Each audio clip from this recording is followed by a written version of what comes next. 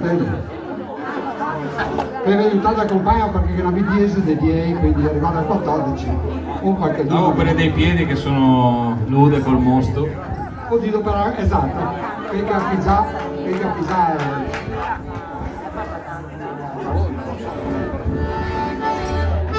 Se non si fosse capito, la canzone si intitola In ciodo de ferro vecchio. E ogni volta, mi raccomando, per 14 volte cantela tutte uguali, tutte stesse. Vado?